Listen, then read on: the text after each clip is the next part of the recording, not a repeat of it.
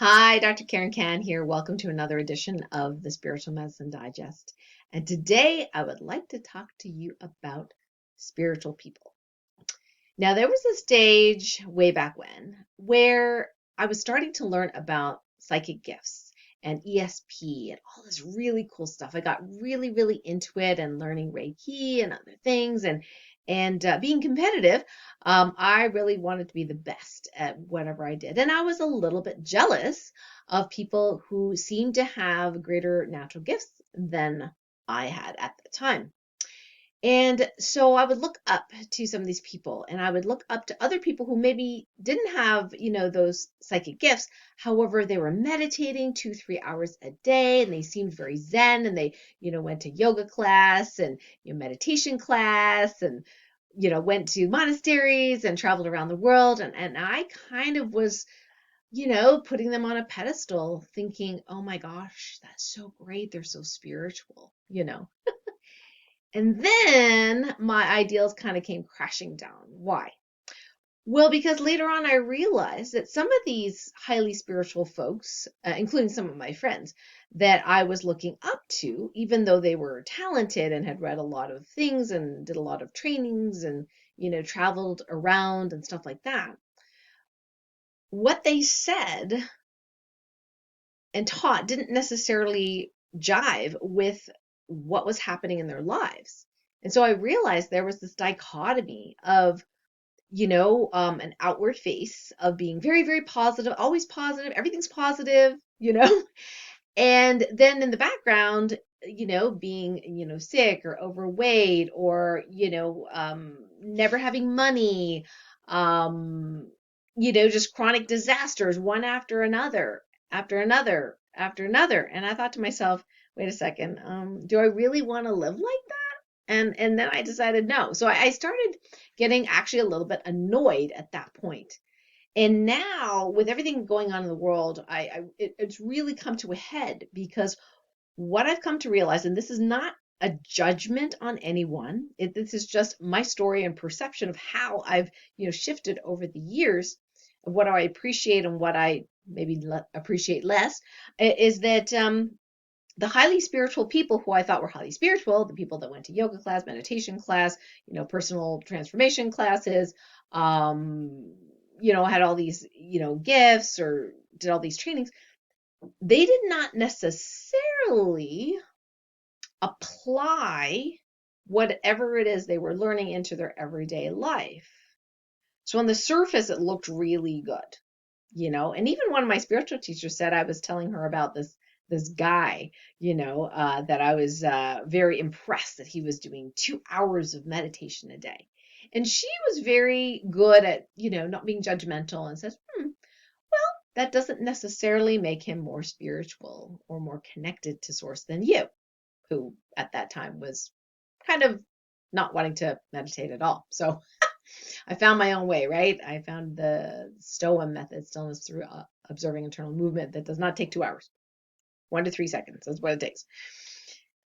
And I thought to myself, okay, that's very interesting. And then what I've noticed, just especially come to a head over the last year or two, is that there are people that are trying to be really spiritual, and in their trying, what they're doing is trying to be positive at every turn.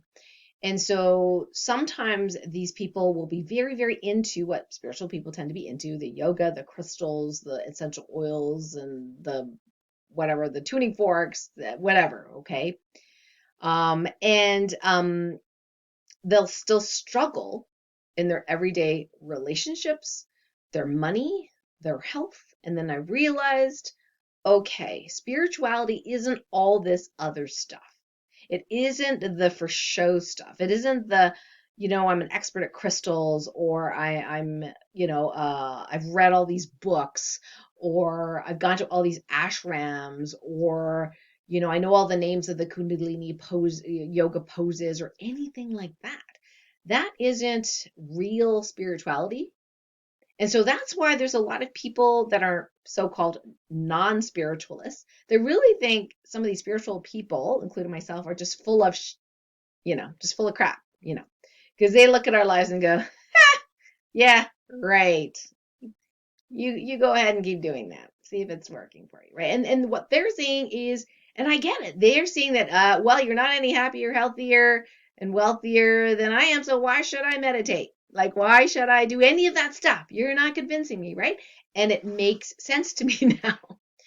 So I'll just give you an example. So there were some acquaintances of mine that I was introduced to, and again, very interested in this modality and that modality and crystals and all this kind of stuff.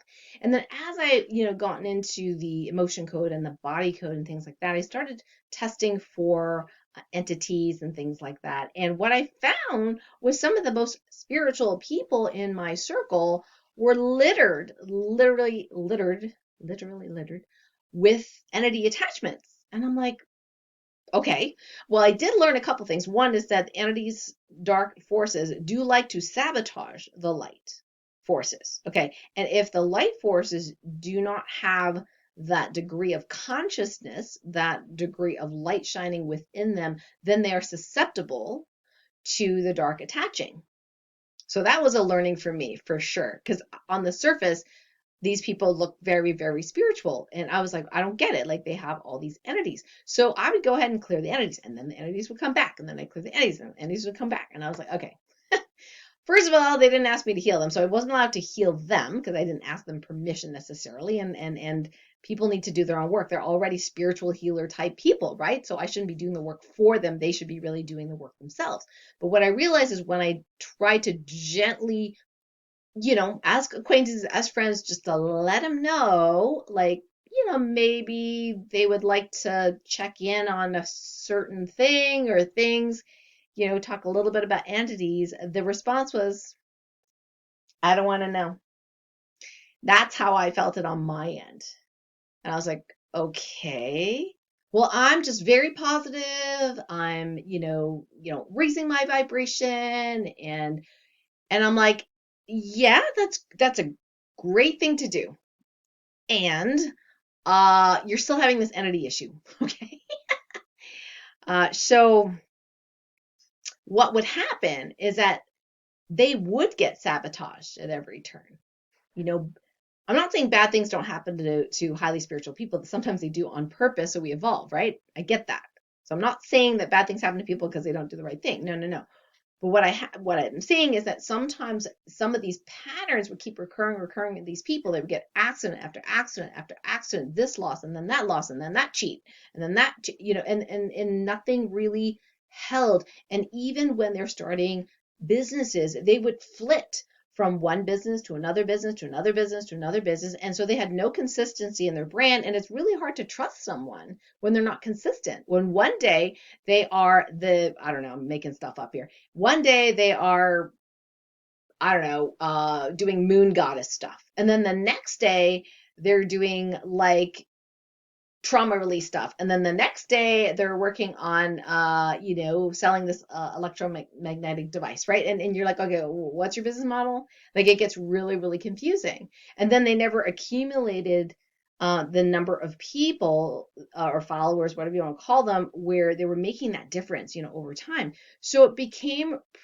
kind of ungrounded. And that's why some of us spiritual people get a bad rap, because other people look at us and go, well, you're not really that grounded, you're not doing that well, you're still sick, you're still poor, and then it can be really frustrating. Now, but here's the thing.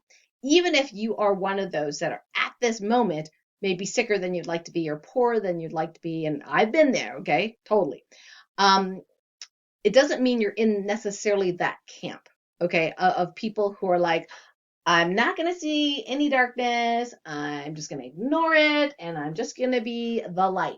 Okay. Here's the thing.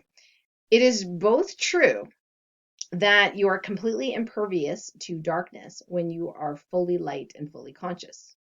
And it's also true that the grand majority of people, myself included, are not 100% conscious.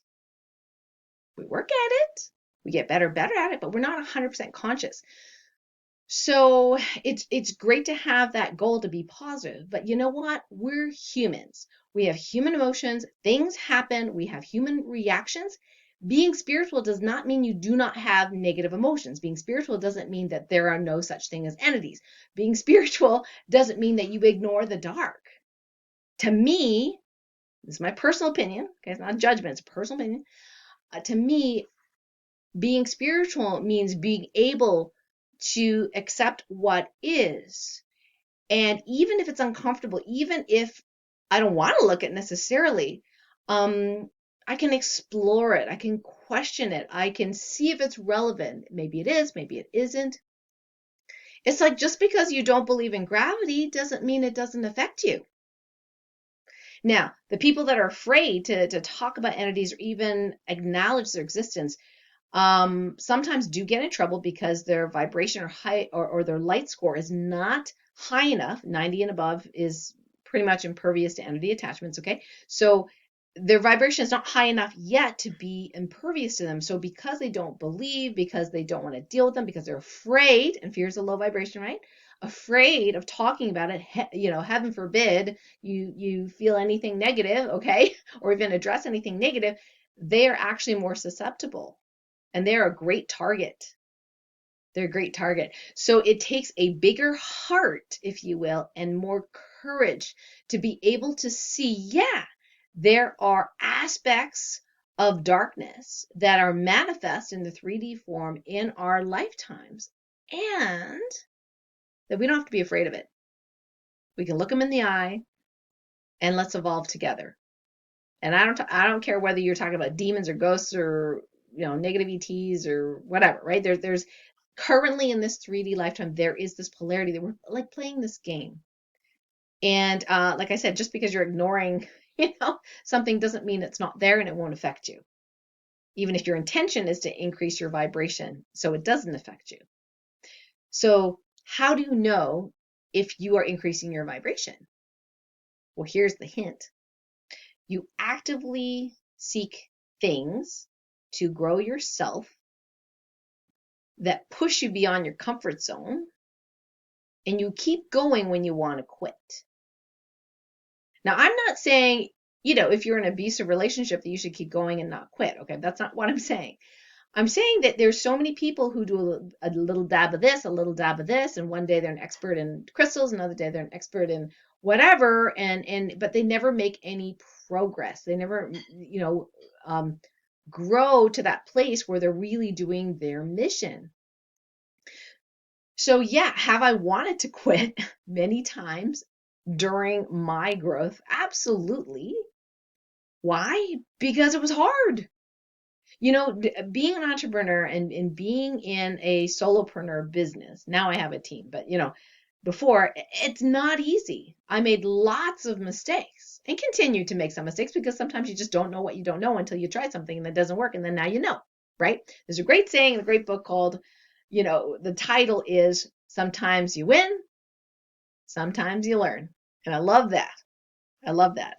So I just recently heard that from a LifeWave convention from my friend Onyx Cole in her talk. And I'm like, oh my gosh, that's great. Got to put it on a meme, right? Because that is really true. But here's the thing, is that tenacity of sticking with a path, even though it's difficult, and seeing that vision of what it is you wish to create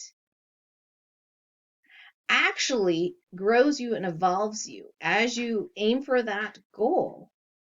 And what's supposed to happen is obstacles are supposed to happen. Because if you were the vibration and resonating that vibration 100% of where you want to be in the future, you would already have it, right? So if you don't have it right now, that means you're working your way to vibing to that level. In order to vibe to that level, there are things to overcome. And these obstacles are things from your past, things from past lives, things that maybe that you are to help others overcome just by the modeling that. And it is not easy. So anyone, again, my personal opinion, okay, anyone that is like, coming across as highly spiritual, right? I'm highly spiritual. They always have a smile on their face. Nothing is ever wrong in their life, right? But then you look at their lives and they don't have money to do stuff that they want to do. They're sick a lot of the time. Their relationships are in shambles. Then you got to think, okay, is this really spiritual? So to me, the folks that I really respect and look up to are the people that do the the work that is difficult to do. It's messy. There are emotions involved. Doesn't mean you have to languish in negative emotion. Not at all. Spiritual people, my peeps, right?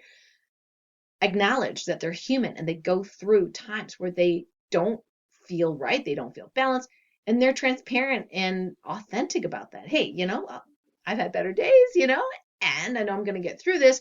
And at this moment, I'm feeling kind of ticked and angry at so and so, right? And allowing themselves to have a human experience without negating it and pushing it down, because pushing it down and pretending it's not there is actually quite um, can even be lethal. Okay. In this day and age, our energy bodies, our emotional bodies, there's a connection there. And this connection, which by the way, we'll do a TOLPAKAN Healing Activation to complete recalibrating it.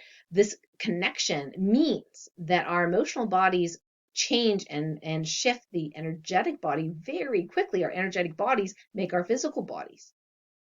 So if we have stuff that we don't want to deal with because we want to stay happy and in the light, right? And not deal with our own darkness within, we don't acknowledge the darkness within. No, no, no, I'm high vibe, I never have darkness. Those kinds of, people that say that, then that I believe is a problem.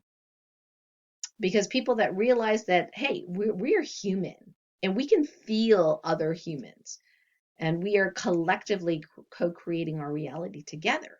So if you never feel darkness to some degree or don't see it, it's sort of like pretending. And right now we need all the spiritual people that we can get together to really do the challenging and difficult work of self-evolution, which sometimes means looking at stuff that isn't so pretty, that isn't so light in that moment, but in dealing with it and healing it and resolving it and clearing those things, then we do elevate ourselves to a higher light. And that means all these bright lights and bright points of light all over the world, anchoring in that beautiful, harmonious future. So I'm one of the one. That's why we call it a light warrior, right? Like my light warrior radio, light warrior network. The warrior is not about fighting another person. The warrior the light warrior is the one that sees what's going on within and realizes there are things to evolve and grow, not making themselves feel bad, not making themselves feel terrible for having a sad moment or an angry moment or anything like that, or even a revengeful moment. Okay. It's really going, wow, okay, I still have stuff to heal that, and that's okay. I don't have to know all the answers. I don't have to be perfect. I don't have to be better than so and so or so and so. It's not a competition. I'm going to sit here and do my work. Those are the amazing people that are going to anchor in that new reality. So I really encourage you to step in outside your comfort zone, but step into that place of courage, because when spiritual people do that, their lives do change for the better on the 3D level. The relationships get better, the money comes in, okay? They impact more people. They heal their bodies, minds, and souls as well. It's very, very exciting. So I want you to think about that. And I think what you'll probably end up doing is being able to really spot, the difference between someone who is spiritual in the grander sense of things, who may or may not be necessarily the friendliest person. We'd love for them to be kind and compassionate, all that, but it doesn't mean they're that way all the time. Versus the people that are pseudo spiritualists who are unfortunately at risk for entity attachments and attacks, because they're not willing to look at their own dark sides and they're not willing to heal the difficult stuff. And they're always putting up a face that things are always positive, things are always, they have to be positive, and they never really get into that vulnerable area, which is really kind of scary to do that healing. So I think you're going to be able to spot these very quickly. And don't worry if you're like a healer and you're like, oh no, I'm poor. Oh no, my body's. I'm not saying that you're not spiritual, okay? You just have to look within and go, am I doing that difficult work? Am I doing the work that I need to do to heal my relationships, for example, instead of blaming somebody else for not liking me or not accepting me or not loving me? Am I doing the work to get through my abundance challenges to go, wow, I have an anti-money mindset here. That's why money's not coming in. So who can I read, listen to, train from to switch my mindset, however uncomfortable it is, so I can automatically attract more wealth and money, so I can make a bigger impact, right? So that's the kind of work, and it is challenging work. It is not easy work, and it's not for everyone. But if you consider yourself spiritual, then I highly hope that you'll be in that camp that is willing to do that challenging work. So for this week's TOLPAKAN Healing Activation, we're going to do a couple of things. Number one is I got a message from Source that our energy and emotional bodies, different aspects of us, there's a recalibration of the connection between these two. Now, what it does mean is that, yes, we can manifest quicker, through the emotions if you choose to do that, emotional body, energy body, physical body, right? So this connection is going to recalibrate whether you like it or not. Maybe you're like, oh, slow down, slow down. Okay, well, you know what? It's already recalibrating even though we didn't do anything. Okay, it's going to naturally do that. The only thing is, I do find that some sensitive souls are symptomatic during this recalibration process. Now, I was a little bit symptomatic, and that's okay. I had woke up 2 days in a row with a bit of a headache. Now I did, forget to or chose not to wear my Ascension 3 jewelry during that time. And I do find that it does a little bit more auto healing than just, leaving my pyramid somewhere in the bedroom. However, that being said, sometimes I just need to have a symptom, however tiny it is, so I can communicate to you what's going on in the world. So the message is that the emotional, energetic bodies are recalibrating their connection to each other. And that does mean a faster shift, which can be positive or negative depending on what your emotions are. Don't worry if you have negative emotions. It's really about staying or not staying in those negative emotions, right? If you acknowledge your negative emotions, feel your negative emotions in the body, oftentimes it already transformed. And if you have past stuff to deal with it. You can do, the 5 elements emotional transmutation protocol that we have in TOLPAKAN Healing. You can do the inner child flip protocol. You can do the emotion code, right? You can do EFT tapping. There's all these techniques to deal with your emotions. So choose one or two that you find is the best for you, that works best for you. So we're going to do that one first, and then we're going to do a TOLPAKAN Healing activation, all about the heart. So expanding the heart, and which means, greater self-compassion as well as compassion for others and empathy, because at the end of the day, this is what's going to save our planet, is our ability to love and empathize, and realizing that the other person, evil or not evil, the other spirit, evil or not evil, is just us, just another fractal of Source playing this game of life. So we can envelop all of that in love. So to expand the heart, and then also remove any heart walls, which are like negative emotions that are layered to protect your heart. Here's the thing: when you see something, maybe online, maybe by accident, that is very upsetting or can be very upsetting, it can be easy to close your heart. And that means that you build walls, like, like tons and tons of things, on top of you. You got all this stuff on top of your heart. It's like, I'm protecting my heart. I don't want anything to come in here, right? Because it hurts. If you're truly dedicated to your evolution and spirituality, you'll be willing to feel that temporary pain. Yes, it may feel like a great heartache at the time. You might have a cry, to empathize and feel the pain of another, because that is our talent as sensitive souls. And also in the next moment, be able to be you again and not be anchored down by that negative energy. So to be open-hearted means being willing to feel both joy, bliss, and pain. If you shut down in order to avoid pain, you won't be able to feel joy or bliss either. It's a double-edged sword, right? Okay, so let's do this. If you are new to TOLPAKAN Healing, all you need to do is to intend to receive the healing activation. If you'd like, you can close your eyes. If you'd like, you can do the stillness through observing internal movement with me as I go into it. Well, I've been doing it since I'm talking, but formally going into that, so you can like rub your hands really fast, get some heat going, get some energy moving, close your eyes, feel the energy in your hands going up your arms or wherever it is in your body. Just notice that.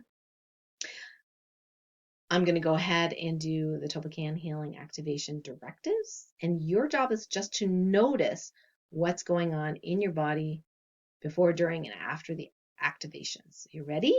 Here we go. Okay, the first one. I now command that the energy and emotional body, their connection, be fully recalibrated in the highest and best way to optimal levels with ease, speed, and grace in all timelines where you exist. Thank you. We'll let that settle in. The next activation. I now command that your heart and heart field be able to expand to its maximum in whatever time frame that is for your highest and greatest good, and that all energies causing a heart wall in this and any other timeline, including hidden ones, be released, dissolved, and uncreated, and all negative emotions, if available for transmutation, be flipped to its polar opposite in the highest and best way, all directions of time with ease, speed, and grace. Thank you. So you can go ahead and open your eyes. Remember to feel the body, feel what that feels like in the body as you receive those energies, accept those healings, and then type in the comments. What did that feel like in your body? If you feel like, something shifted, I would love to know. And feel free, of course, to send this video along to someone else who you feel may benefit from the messages. So I have a couple of announcements this week. Number one, on the Light Warrior Radio Show, Dr. Dennis Lobstein and I are getting together on the first Monday of each month to talk about LifeWave phototherapy patches and Asian medicine, and how to use these patches on specific acupuncture points to help you with pain relief, energy, vitality, endurance, activating, muscle mass, strength, better sleep, less appetite, what else is there? Wound healing, less wrinkles. There's all these things that the patches do, but here's the cool thing is that if you'd like to know where to put them above and beyond what's in the brochure, based on Chinese medicine and acupuncture theory, then definitely come to the show live, because this is public for everyone. So even if you're not on my LifeWave team, you are permitted to call into the show and ask a question. So I'm going to put near this video the link to connect to the show, and also there'll be a number there that you can phone in, ask your question. Usually I have the chat going as well, so you can ask your question there. It's one time a month that we do this free for the entire world.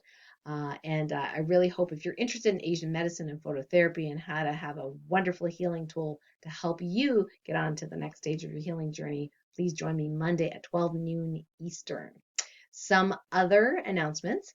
I have recently completed the Healthy for the Holidays 2021 guide. It's a downloadable PDF. You don't even need to put your email in to get it. You can just go right to the page and download it. And feel free to gift this as well to anyone who you think might be interested in holistic healing. So in this year's guide, I did a little teaching around, hydration and breathing and nutrition and food and fascia. So I think you're going to have fun. It's only like 15 pages, so it's a really quick read. And I also have included some links to some of the things and tools that I often use every day. Some are affiliate tools where I'm affiliate with, and I get a small commission if you click that and buy it. Others are not. So just wanted to share with you some of the things that I use every day that I find super helpful to keep me healthy, not only during the holidays, but throughout our everyday life. So I hope you really like that. I was up past midnight making that one. Anyway, so I'll put that link near this video as well. And also, I'm going to put a link for one of my Facebook posts where I talk about how I had been losing hair on the inside of my left eyebrow and would often, if I was on camera for an interview, something like that, I was, filling that in with some powder. And I've been testing the X49 in addition to the X39 that I was already wearing, phototherapy patches, and realized after about 2 months of use that the hair started growing back here. Now, it's not a claim that the company makes because they haven't done that study yet on hair growth, but a lot of people have been noticing hair growth apparently. So I'm getting some hair back here, so I'm super excited to see how that goes over time. And I also noticed my eyelashes were longer. Now, I rarely use mascara. Most of the time, I just don't bother because my eyelashes kind of go down. They don't curl up, and I'm too lazy to curl them and blah, blah, blah.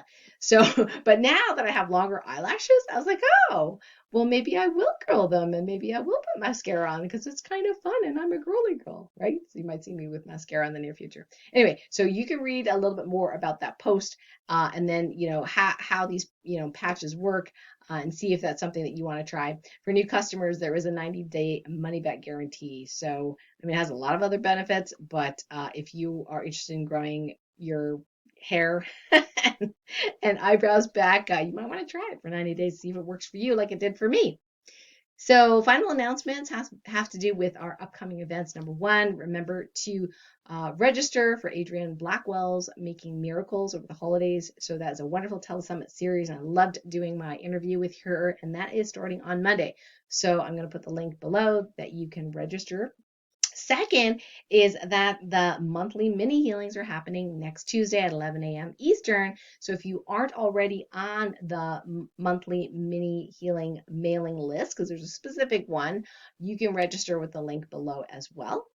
And you'll only have to register once. So you'll just get a reminder every month. You only have to register once and you'll just get an automatic reminder the day before with the link. It's usually the first Tuesday of the month at 11 a.m. So I hope to see you there because we're going to do group healings and mini healings and really showcase how TOLPAKAN healing works. If you're curious more on how that works, I'd love for you to be there. And last announcement is that the big reveal, drum roll please. Okay, so some of you know, if you've been following me on Facebook, that it was a very interesting adventure getting back home to New York State from Virginia.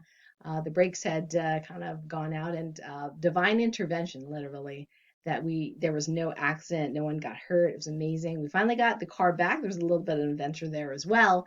And even when they were taking the car off the truck, somehow miraculously we had brakes just for a few minutes until we could, safely park it. So I think it's really neat how that happens.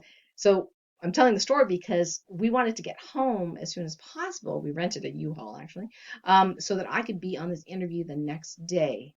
And who who invited me for this interview? Well, it was Lee Carroll and Monica Mariani. And Lee is very famous for his channeling for Cryon. In fact, he was in the One Field movie, which recently released, and I absolutely loved it. And it was the first time I actually knew about his work. I knew about his books, Indigo Child, and he kind of coined that term. So he's very, very famous. He's been around the block for a very long time, and he's interviewed the likes of some pretty famous people: Lynn McTaggart, Eric Pearl, Sue Morter, Norm Shealy, Dee Wallace. Greg Braden, one of my favorites, Christiane Northrup, one of my colleagues.